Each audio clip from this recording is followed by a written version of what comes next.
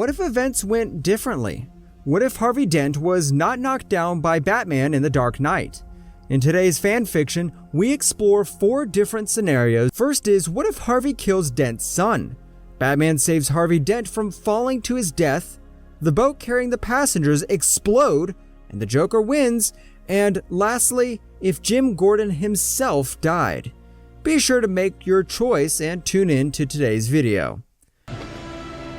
Please don't punish the boy. Please punish me. I'm about to. Hey, your boy's gonna be alright, boy. Lie. Like I lied. It's going to be alright, son.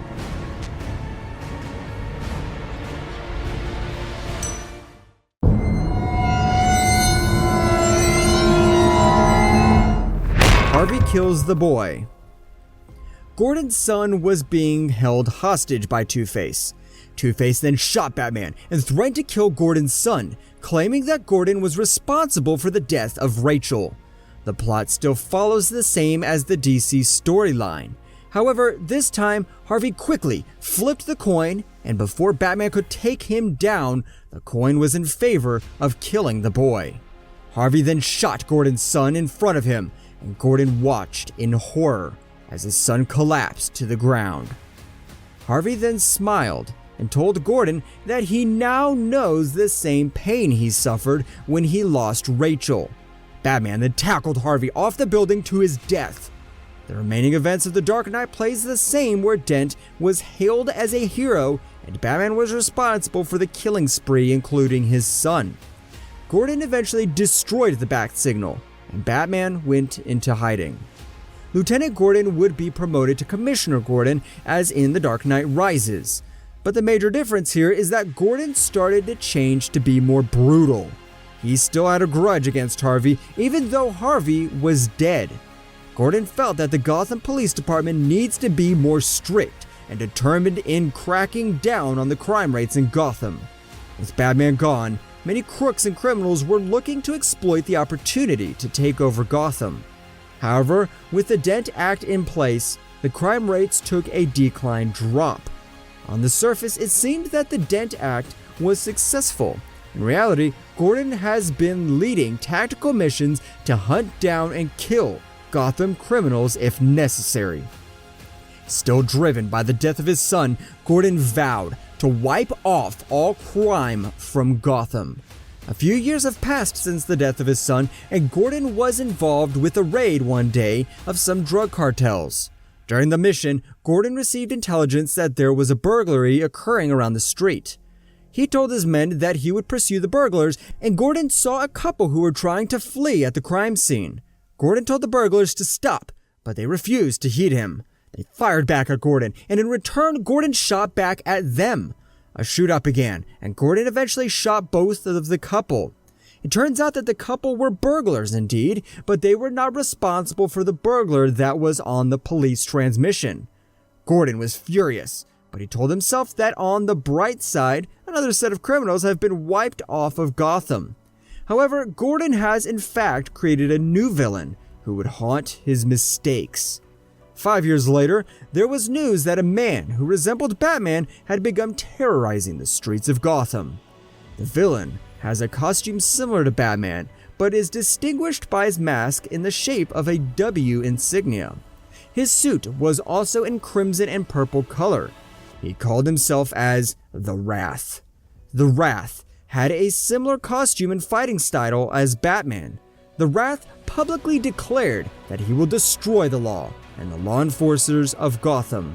The Wrath learned of the true identity of his parents' killers, who is Gordon. He tracked down Gordon and confronted him.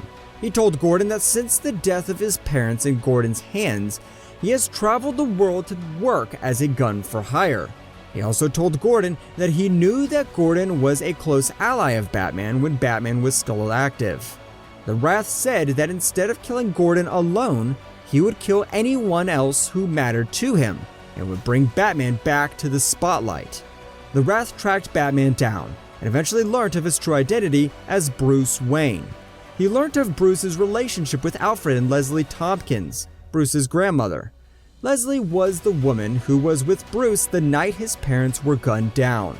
He decided that the best way to kill two birds with one stone is to hurt the ones closest to Bruce so that Bruce would face him alongside Gordan. The Wrath then attacked Alfred, causing him to be hospitalized, and Leslie was taken hostage. Gordan was also kept in captive alongside Leslie. This forced Batman to come out of retirement after 9 years. The Wrath and Batman eventually clashed on the rooftop. The Wrath told Batman that he knew Batman's secret identity, and they were both no different than each other. Batman disagreed and told the Wrath that they were nowhere similar. The Wrath said that his parents were both killed on the same date that Bruce's parents died, June 26th. He then learned how to defend and fight for himself.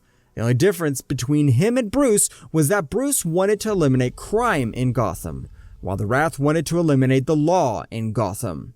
They eventually clashed in a tight battle, but one of the Wrath's explosive capsules detonated during the fight.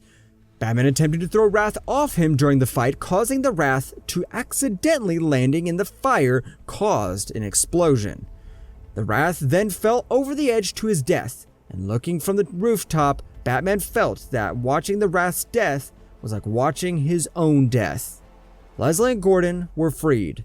Batman told Gordan that while he was gone, the crime rates of Gotham has dropped, but Gordan himself has been unstable and bent on revenge against all criminals. Batman added that because of what Gordan did, the Wrath was born. He told Gordan that while at first he was fueled with anger with his parents were being killed, he eventually learned to accept his fate and decided to move on with it being Batman. If Gordan does not change, he will only create more villains and nightmares. Before Batman flew into the darkness, he told Gordan that the Dark Knight has returned once more to aid Gotham City as he received information that a criminal who consumes venom to enhance himself is secretly controlling the criminal underworld.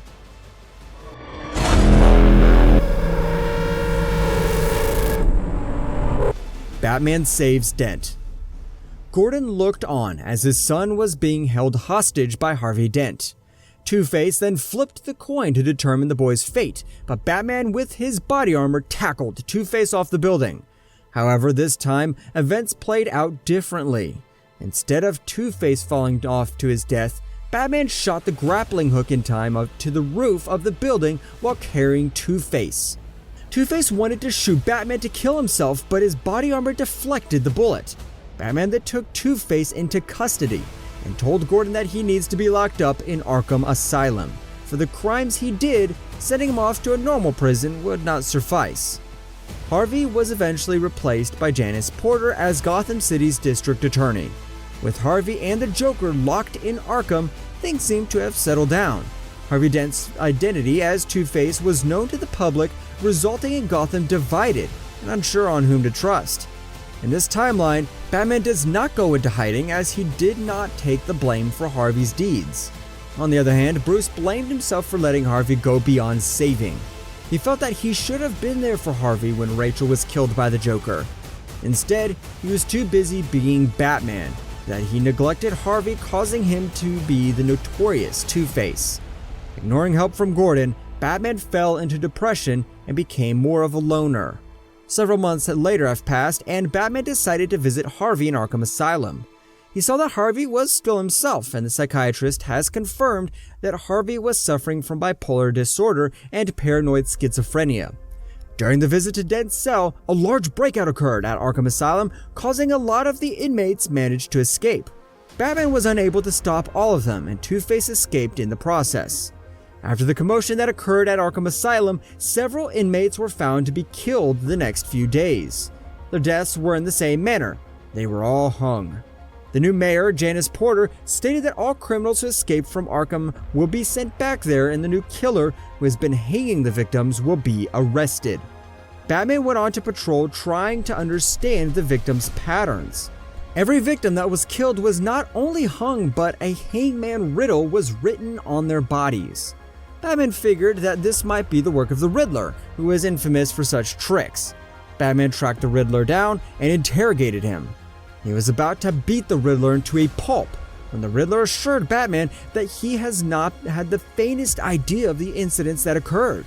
He told Batman that as much as everything seems to point to him in terms of the modus operandi of the crime, he said that this was not his doings, and possibly someone who's imitating him. He added that he has just recently escaped from Arkham and wanted to lead a quiet life, not a spotlight like this.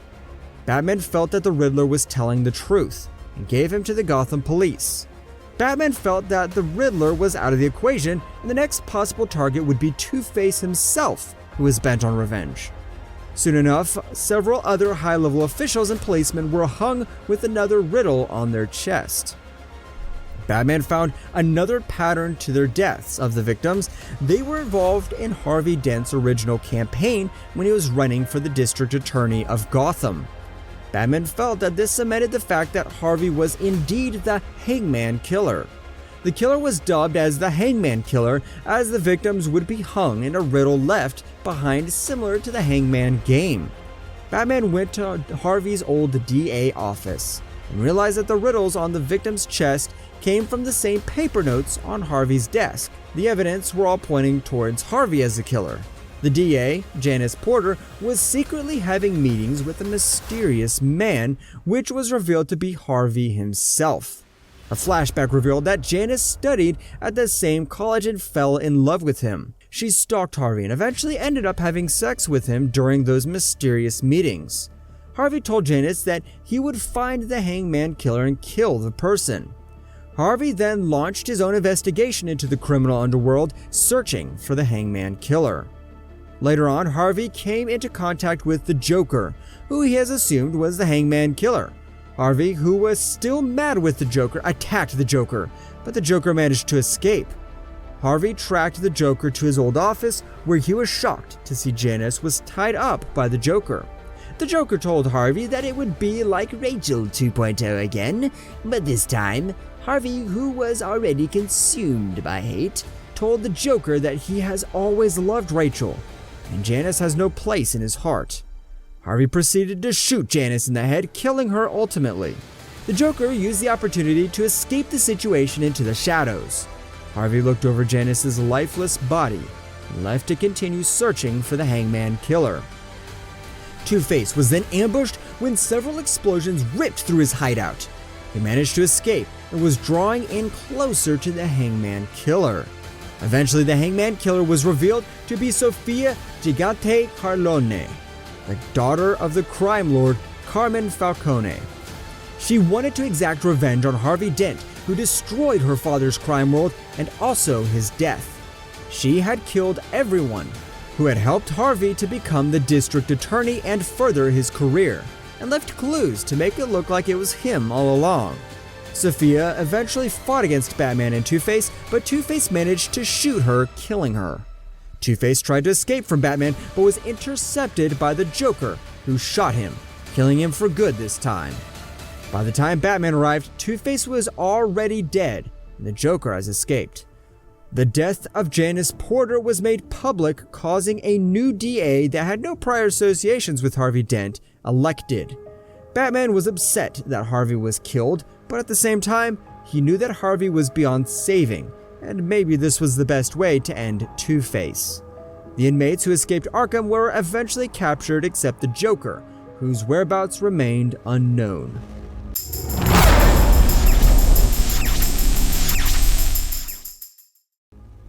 Joker wins. In this timeline, Harvey Dent was confronting Batman and Gordon with his child.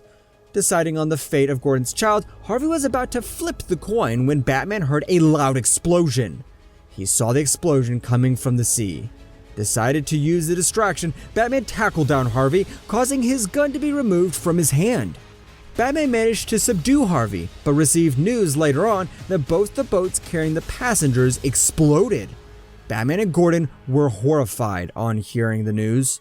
Batman then rushed back to where the Joker was about to be transported, only to find out that the police truck carrying him is on the way to Arkham Asylum. Batman managed to intercept the truck as he was very furious with the Joker's actions.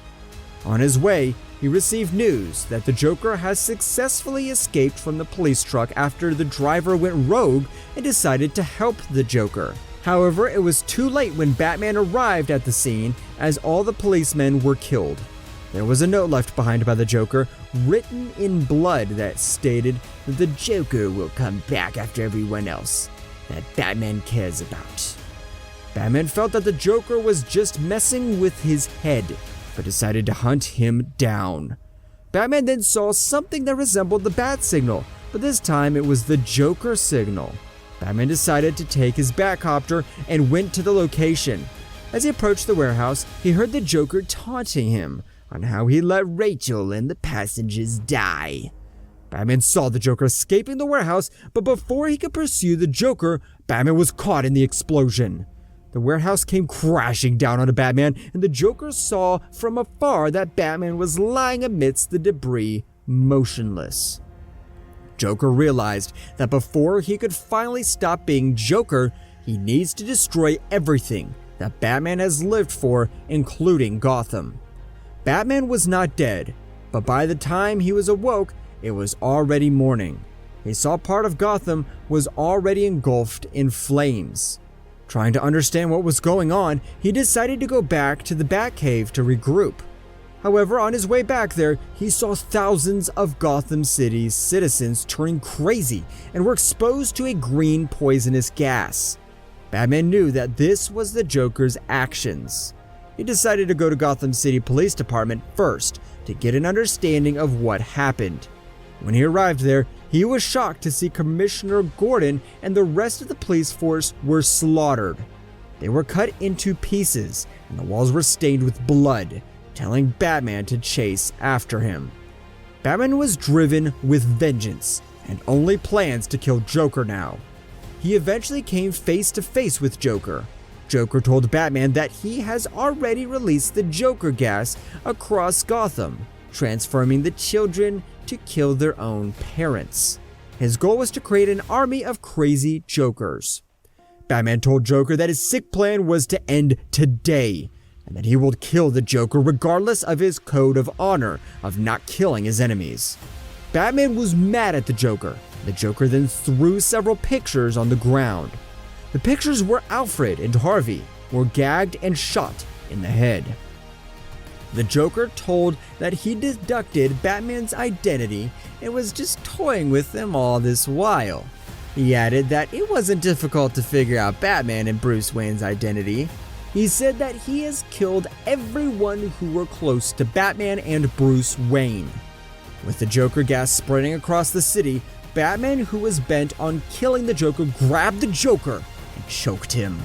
The Joker eventually died of suffocation, but the Joker's gas and Batman's despair was too much for Batman. The Joker gas chemicals caused Batman to turn into a fusion of Batman and the Joker. He had Bruce Wayne's intelligence and physical strength and the Joker's psychopathy and warped, sadistic sense of humor. Bruce knew that it was too late for him to revert back to his normal life. Bruce Wayne became what Harvey Dent once told him: "You either die a hero, or you live long enough to see yourself become the villain." With everyone else close to him dead, and Gotham on the verge of destruction, Batman laughs manically and embraced his true nature, now becoming the Batman who laughs.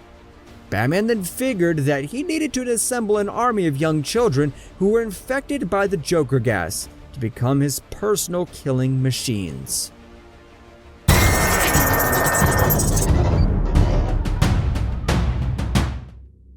Gordan dies. Gordan saw as Harvey flipped the coin to determine whether his son would die or not. Gordan rushed into Harvey in an attempt to stop him before the coin flip. Harvey was shocked and released the trigger, shooting Gordan instead of Batman. Batman was horrified to see Gordan falling down while his son screamed for his dad. Batman tackled Harvey off the building, eventually killing Harvey. However, with Commissioner Gordan and Harvey dead, Gotham was divided on whether Batman is necessary for Gotham. A new police commissioner for Gotham City was elected, which was Michael Akins. However, Akins was not like Jim Gordon. Jim was persistent on cracking down crime in Gotham and relied heavily on Batman as a close ally. However, Akins was not supportive of Batman on their side. No doubt that Batman was a close ally and helped Gotham in hard times, but many police officers and Akins himself felt that Gotham police force was useless with Batman in the picture. He respected Batman, but he resented the need for him. When Akins was elected as commissioner, he received a mixed reaction. Some felt he was a strong leader, while others felt that he was too much of a politician, playing games with City Hall instead of concentrating on getting the important work of crime fighting done. The first threat that faced Akins' new command was the Body attacking Gotham. The Body was a group of beings formed of soil and possessed the ability to mimic human shape and language. A different foe than what Gotham had faced previously, the Body started replacing the Gotham City population with evil doppelgangers until their numbers were as large as an army. Mayor Greaves, who was the new mayor of Gotham City, asked Akins to use the bat signal to summon Batman. The bat signal was previously destroyed after Gordan died, as the police force despised Batman for letting Gordan get killed.